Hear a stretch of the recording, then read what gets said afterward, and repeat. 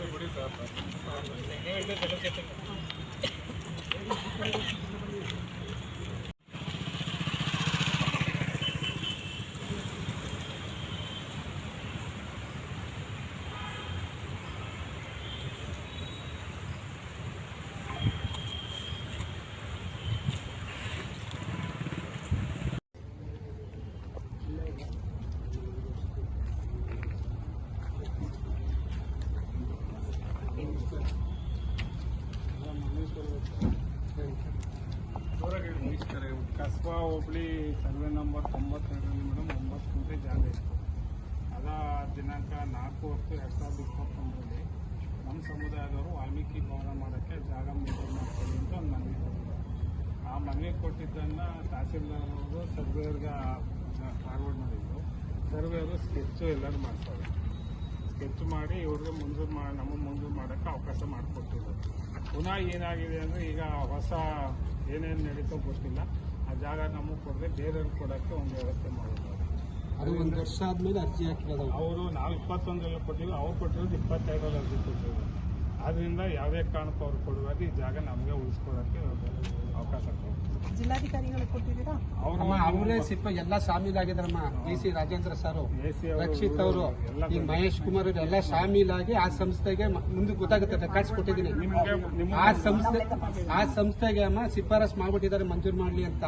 ಈ ಸಮಾಜಕ್ಕೆ ಕಡೆಗಾಣಿಸ್ಕೊಂಡು ಅದಾದ ಆ ವಿಚಾರವಾಗಿ RTI ತಗೊಂಡೆ ಕೊಟ್ಟಿಲ್ಲ. ಅಪ್ಪೀಲು ಹಾಕೊಂಡಿದ್ದೀನಿ, ಕೊಟ್ಟಿಲ್ಲ ಅಮ್ಮ.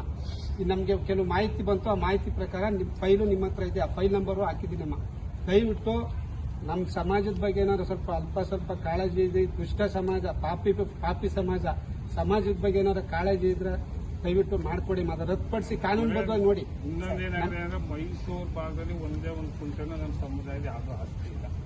ಇದೇ ಮೊದಲನೇ ಜಾಗಕ್ಕೆ ಕೇಳಿರೋದು. ಮೊದಲನೇ ಜಾಗಕ್ಕೆ ಈ ತರ ಮಾಡೋದು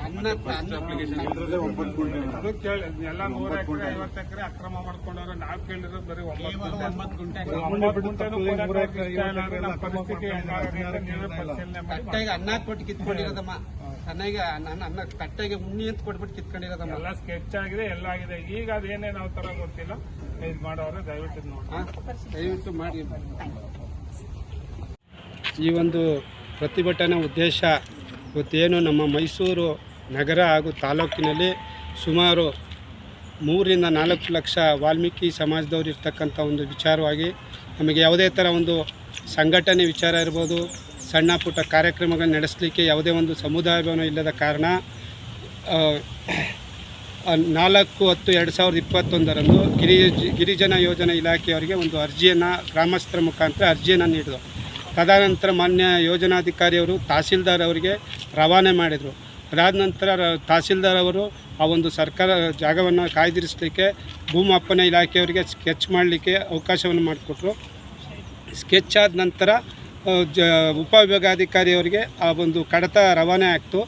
ಅದಾದ ನಂತರ ಕೆಲವು ನ್ಯೂನತೆ ಕಂಡು ಬಂದ ಮತ್ತೆ ವಾಪಸ್ ಬಂದ ನಂತರ ಮೊನ್ನೆ ಏನು ಹಿಂದೆ ಇದ್ದಂಥ ರಾಜೇಂದ್ರ ತಹಸೀಲ್ದಾರ್ ಇವರು DC ಅವರು ಮತ್ತು ಉಪವಿಭಾಗಾಧಿಕಾರಿ ರಕ್ಷಿತ್ ಅವರು ಹಾಗೂ ಇವಾಗಿರ್ತಕ್ಕಂಥ ಮಹೇಶ್ ಕುಮಾರ್ ತಹಸೀಲ್ದಾರ್ ಅವರು ಇಷ್ಟು ಒಂದು 9 ಗುಂಟೆ ಸರ್ವೆ ನಂಬರ್ ಮೈಸೂರು ತಾಲೂಕು ಕಸ್ಬಾ ಹೋಬಳಿ ಸರ್ವೆ ನಂಬರ್ 92ರಲ್ಲಿ 9 ಗುಂಟೆ ಏನು ಸ್ಕೆಚ್ ಆಗಿತ್ತು, ಮಂಜೂರಾಗಲಿಕ್ಕೆ ಶಿಫಾರಸಿತ್ತು, ಅದನ್ನೆಲ್ಲ ರದ್ದುಪಡಿಸಿ ಒಂದು ಭಾಳ ಬಲಿಷ್ಠವಾದ ಸಮಾಜವಾದ ಸಂಸ್ಥೆಗೆ ಆ ಒಂದು ಅವರ ಆಮಿಷಕ್ಕೆ ಒಳಗಾಗಿ ಆ ಒಂದು ಸಂಸ್ಥೆಗೆ ಮಂಜೂರು ಮಾಡಲಿಕ್ಕೆ ಕೊಟ್ಟಿರ್ತಕ್ಕಂಥದ್ದು ನಮ್ಮ ಸಮಾಜದ ದುರ್ದೈವ. ಇದನ್ನು ನಾವು ಸಮಾಜ ಖಂಡಿಸ್ತೇವೆ. ಮಾನ್ಯ ಜಿಲ್ಲಾಡಳಿತಕ್ಕೆ ಎಚ್ಚರಿಕೆಯನ್ನು ನೀಡೋದಿಷ್ಟೇ.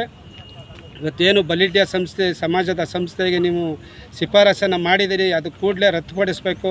ಈ ಒಂದು ಆರ್ಥಿಕವಾಗಿ, ಶೈಕ್ಷಣಿಕ, ಸಾಮಾಜಿಕವಾಗಿ ಹಿಂದುಳಿದಿರ್ತಕ್ಕಂಥ ಈ ಒಂದು ವಾಲ್ಮೀಕಿ ಸಮಾಜಕ್ಕೆ ನೀವು ಈ ಜಾಗವನ್ನು ಮಂಜೂರು ಮಾಡಿಕೊಡ್ಬೇಕಂತೇಳಿ ಈ ಒಂದು ಪ್ರಾದೇಶಿಕ ಆಯುಕ್ತರಿಗೆ ಒಂದು ಮನವಿ ಪತ್ರವನ್ನು ನಮ್ಮ ಮೈಸೂರು ಜಿಲ್ಲಾ ಪ್ರಾಂತ್ಯದ ಸಂಘಟನೆಗಳು ಕೂಡಿ ಇವತ್ತು ಒಂದು ಮನವಿಯನ್ನು ಸಲ್ಲಿಸಿದ್ದೀವಿ.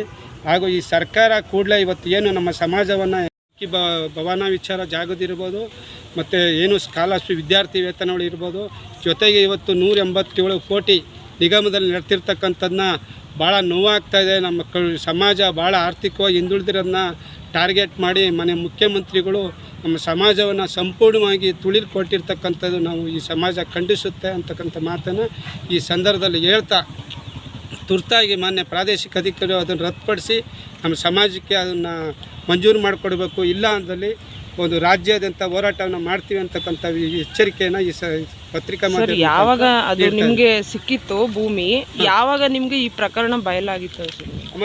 ನಾವು 2004-10-2021 ಅರ್ಜಿ ಕೊಟ್ಟು ತಕ್ಷಣವೇ ಯೋಜನಾಧಿಕಾರಿಯವರು ತಹಸೀಲ್ದಾರ್ ವರ್ಗಾವಣೆ ಮಾಡಿದ್ರು.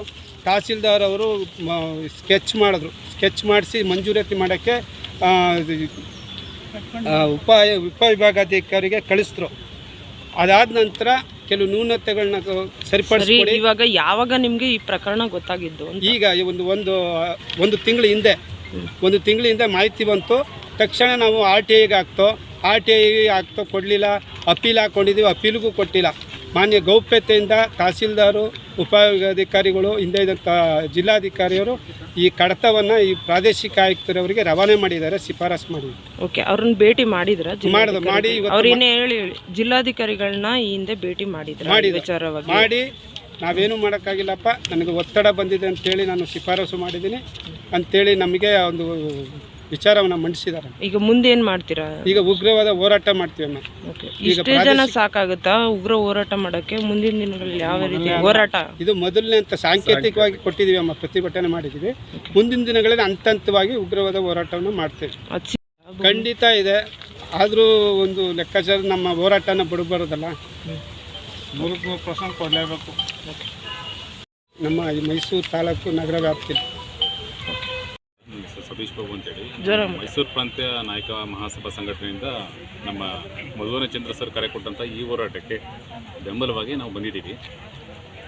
ಸತತವಾಗಿ ಈಗ ನಮ್ಮ ನಾಯಕ ಸಮುದಾಯದ ತುಳಿತ ಹೆಚ್ಚಾಗ್ತಾನೆ ಇದೆ. ಅಂದರೆ ರಾಜಕೀಯ ಸ್ಥಾನಮಾನ ನೀಡೋದ್ರಿಂದ ಹಿಡಿದು ನಮ್ಮ ಜನಾಂಗದ ಅಭಿವೃದ್ಧಿಗೆ ಮೀಸಲಿಟ್ಟಿದ್ದಂಥ ಹಣ ತಿನ್ನೋದ್ರಿಂದ ಹಿಡಿದು ಈಗ ಮೈಸೂರಲ್ಲಿ ಚಾಮುಂಡಿ ಬೆಟ್ಟ ತಪ್ಪಲಲ್ಲಿ ನಮಗೆ 9 ಗುಂಟೆ ಜಾಗ ಒಂದು ವರ್ಷ ಅಂದರೆ 2021ನೇ ಇಸ್ವಿಲಿ ಕೊಟ್ಟಂಥ ಮನವಿಗೆ ಬೆಲೆ ಕೊಡ್ದೇನೆ 22ರಲ್ಲಿ ಪ್ರಭಾವಿಗಳು ಕೊಟ್ಟಂಥ ಪ್ರಭಾವಿ ಸಮುದಾಯದ ಒಂದು ಸಂಘಟನೆ ಅಥವಾ ಸಂಸ್ಥೆ ಕೊಟ್ಟಂಥ ಮನವಿಗೆ ಪುರಸ್ಕಾರ ಸಿಗ್ತಾ ಇದೆ ಅಂತಂದರೆ ಇವರು ಸಂವಿಧಾನ ಕಾಪಾಡ್ತೀವಿ ಅಂತ ಬಂದಂಥ ಸರ್ಕಾರಗಳು ನಮ್ಮಂಥ ತುಳಿತಕ್ಕೊಳಪಟ್ಟಂಥ ಸಮುದಾಯಗಳನ್ನು ಕನಿಷ್ಠ ಒಂದು 9 ಗುಂಟೆ ಜಾಗನೂ, ಅಂದರೆ ಅವ್ರಿಗೆ 1000 ಎಕರೆ ಜಮೀನುಗಳಿದೆ, ಪ್ರಾಪರ್ಟಿಗಳು ಮಾಡಿ ಇಟ್ಕೊಂಡಿದ್ದಾರೆ. ನಮ್ಮ ಸಮುದಾಯಕ್ಕೆ 1 ಗುಂಟೆ ಕೂಡ ಜಾಗ ಇಲ್ಲ. ಅಂಥದ್ರಲ್ಲಿ ಇವರು ನಮ್ಮ ಮನವಿ ಮೊದಲು ಅವ್ರಿಗಿಂತ ಮುಂಚೆ ಮನವಿ ಕೊಟ್ಟಿದ್ರೂ ಸಹ ಇವಾಗ ಅವ್ರು ಕೊಡ್ತಾ ಇರೋದೇನು 2022ನೇ ಇಸ್ವಿಲಿ ಕೊಟ್ಟಂಥ ಸಂಸ್ಥೆಯವ್ರಿಗೆ ನಾವು ಕೊಡಬೇಕಾಗಿದೆ. ಅಂದರೆ ಅರ್ಥ ಏನು? ಪ್ರಭಾವಿ ಸಂಸ್ಥೆಗಳಿಗೆ ನೀವು ಬೆಲೆ ಕೊಡೋದಾದ್ರೆ ಅದೇ ಯಾವುದು ಅಂತ ದಾಖಲಾತಿ ಕೊಡ್ತೀವಿ. ನೆಕ್ಸ್ಟು ಅಂದರೆ ಈ ಥರ ಪ್ರಭಾವಿಗಳಿಗೆ ಮಣಿಯೋದಾದರೆ ನೀವು ಸಂವಿಧಾನಕ್ಕೆ ಏನು ಬೆಲೆ ಕೊಟ್ಟು ಆಡಳಿತ ಮಾಡ್ತಾ ಇದ್ದೀರಾ? ನೀವು ತುಳಿಯೋದೇ ಕೆಲಸ ಅಂತಂದರೆ ನಾವು ಅನ್ಯ ಮಾರ್ಗ ಹಿಡಿಬೇಕಾಗತ್ತೆ. ಸಂವಿಧಾನಕ್ಕೆಲ್ಲ ಬೆಲೆ ಕೊಡಿ ಅಂತಿರೋದು ಯಾಕೆ? ನಾವು ನ್ಯಾಯ ಕೊಡ್ತೀವಿ ಅಂತ. ನಿಮ್ಮಲ್ಲಿ ಬದನೆಕಾಯಿ ನ್ಯಾಯ ಸಿಗಲಿಲ್ಲ ಅಂತಂದರೆ ನಾವೇ ಸಂವಿಧಾನ ಕೈಗತ್ತೀವಿ. ನಮ್ಮದೇ ಆದ ವಿರುದ್ಧ ಒಂದು ದಿಕ್ಕಲ್ಲಿ ಹೋರಾಟನ ನಾವು ರೂಪಿಸ್ತೀವಿ. ಆ ಥರ ಆದಾಗ ಏನಾಗುತ್ತೆ, ವ್ಯವಸ್ಥೆ ವಿರುದ್ಧ ಒಂದು ಸಮುದಾಯ ನಿಂತಾಗ ಆವಾಗ ಬೇಡಕ್ಕೆ ಬರ್ತೀರ. ಮತ್ತೆ ನೀವು ಕಳ್ಳರಾಗಬೇಡಿ, ಸುಲಿಗೆಗೋರಾಗಬೇಡಿ ಅಂತ ನಾವೇನು ಮಾಡಬೇಕು? ಹಂಗಾರೆ ನಾವು ನಿಮ್ಮಂತೆ ಬದುಕಬೇಕಲ್ವಾ? ನಿಮ್ಮಂಥ ಮುಂದುವರೆದ ಸಮಾಜ ಜೊತೆಯಲ್ಲಿ ನಾವು ಬೆಳಿಬೇಕಲ್ವಾ? ಸಂವಿಧಾನದ ಅಡಿಯಲ್ಲಿ ಹೋಗಿ ಅಂತ ಅಂದ್ಬಿಟ್ಟು ಸರ್ಕಾರ ಬಂದಿರೋದೇ ಸಂವಿಧಾನದ ಹೆಸರು ಹೇಳ್ಕೊಂಡು. ಇಂಥ ಸರ್ಕಾರಗಳು ಮನವಿ ಕೊಟ್ಟರೆ ಒಂದು ಅಧಿಕಾರಿಗಳು ನೀವು ಪ್ರಭಾವಿಗಳು ಹೇಳ್ದಂಗೆ ನಾವು ಮಾಡ್ತೀವಿ ಅಂತಂದರೆ ನೀವು ಪ್ರಮಾಣ ವಚನ ತಗೊಂಡು ಏನು ಮಾಡ್ತಾ ಇದ್ದೀರಾ? ತಾರತಮ್ಯ ನೀತಿ ಅನುಸರಿಸಲ್ಲ ಅಂತ ತಾನೇ ನೀವು ಪ್ರಮಾಣ ವಚನ ಮಾಡಿ ನೀವು ಅಧಿಕಾರಕ್ಕೆ ಬಂದಿರೋದು. ಇಂಥ ಸಂದರ್ಭದಲ್ಲಿ ನೀವು ಪ್ರಭಾವಿಗಳು ಮಣಿತೀವಿ ಅಂದರೆ ಓಪನ್ ಆಗಿ ಹೇಳಿ ಅದನ್ನು, ನಾವು ಪ್ರಭಾವಿ ಮಣಿಯೋಕ್ಕೆ ನಾವು ಅಧಿಕಾರ ತಗೊಂಡು ಕೂತಿರೋದು ಅಂತ. ಈ ಥರ ಆದರೆ ನಮಗೆ ಸಂವಿಧಾನ ಬೇಕು, ನಾವೇ ಸಂವಿಧಾನಕ್ಕೆ ಬೆಲೆ ಕೊಟ್ಟು ಕೂತಿರಬೇಕು. ನಮಗೆ ನಮ್ಮ ದಲಿತ ಸಮುದಾಯ ಕೂಡ ನಮ್ಮ ಸಮುದಾಯಕ್ಕೆ ಬೆಂಬಲ ಕೊಟ್ಟು ಅವ್ರೂ ಕೂಡ ನಿಂತ್ಕೋಬೇಕು. ಯಾಕಂದರೆ ನಾವು ದಲಿತ ಸಮಾಜ, ಪರಿಶಿಷ್ಟ ವರ್ಗದ ಸಮಾಜ ಎಲ್ಲ ಕೂಡ ತುಳಿತಕ್ಕೆ ಒಳಪಡ್ತಾ ಇದ್ದೀವಿ. ಇವತ್ತು ಮೀಸಲಿಟ್ಟ ಹಣ 11,000 ಕೋಟಿನ ಇವರು ಬಳಸ್ತಾರೆ ಅಂತಂದರೆ, ಇವರು ಬೇರೆ ಬೇರೆ ಯೋಜನೆಗಳಿಗೆ 187 ಕೋಟಿ ಹಗರಣ ಆಗಿದೆ.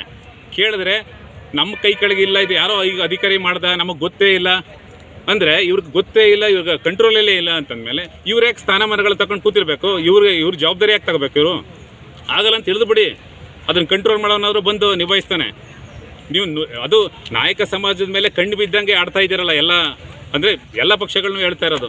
ಈಗ BJP ಇರ್ಬೋದು, ಕಾಂಗ್ರೆಸ್ ಇರ್ಬೋದು, ಯಾವುದೇ ಪಕ್ಷಗಳಿರ್ಬೋದು, ರಾಜಕೀಯ ಸ್ಥಾನಮಾನಗಳು ಕೊಟ್ಟರೆ ಎಲ್ಲಿ ಇವರು ಅನ್ಯಾಯಗಳ ವಿರುದ್ಧ ಪ್ರತಿಭಟನೆಗೆ ಇಳಿದು ಬಿಡ್ತಾರೋ ಅಂತ ಅಂದ್ಬಿಟ್ಟು ನಮ್ಮ ಜನಾಂಗದ ಲೀಡರ್ಗಳನ್ನ ಕಣೆಗಡಿಸೋಂಥದ್ದು ಬುದ್ಧಿಗಳನ್ನ ನೀವು ಇನ್ನೂ ಬಿಡದೇ ಇದ್ದರೆ, ರಾಜಕೀಯ ಮುಖಂಡರುಗಳು, ನೀವು ನಮ್ಮ ಗಲ್ಲಿ ಏನಾದ್ರು ನುಗ್ತು ಅಂತಂದರೆ ಅವಾಗ ನಿಮಗೆ ಸರಿಯಾದ ಸನ್ಮಾನಗಳನ್ನ ಮಾಡಬೇಕಾಗುತ್ತೆ. Okay sir. ಈ ಮುಖಾಂತರ ಎಚ್ಚರಿಸೋದೇನೆಂದರೆ, ಈ 9 ಗುಂಟೆ ಜಾಗದ್ದೇನಾದ್ರು ನಮಗೆ ಅನ್ಯಾಯ ಆಗಿತ್ತು, ಆಗದೇ ಏನಾದರೂ ಗ್ಯಾರಂಟಿ ಆಗ್ಬಿಟ್ರೆ ಪ್ರತಿಯೊಂದು ಊರಲ್ಲೂ ಕೂಡ ನಾವು ಬಂದು ಜಿಲ್ಲಾಡಳಿತ ಭವನ ಇರ್ಬೋದು, ತಹಸೀಲ್ದಾರ್ ಕಚೇರಿ ಇರ್ಬೋದು, ಮುತ್ತಿಗೆ ಹಾಕೋದಂತೂ ಖಂಡಿತವಾಗ್ಲೂ ಮಾಡೇ ಮಾಡ್ತೀವಿ. Okay sir. ಈ ಬೇಗ ಪರಿಗಣಿಸಿ ನಮಗೆ ನ್ಯಾಯ ಕೊಡಿಸೋಂಥ ಕೆಲಸನ ಸಂಬಂಧಪಟ್ಟವರು, ಅಧಿಕಾರಿ ಇರ್ಬೋದು, ಅವ್ನು ರಾಜಕಾರಣಿ ಇರ್ಬೋದು, ಯಾವನಾದರೂ ಕೂಡ ನಮಗೆ ನ್ಯಾಯ ಕೊಡಿಸಲೇಬೇಕು ಅಂತ ಈ ಮುಖಾಂತರ ಒತ್ತಾಯಿಸ್ತೀವಿ. ಓಕೆ.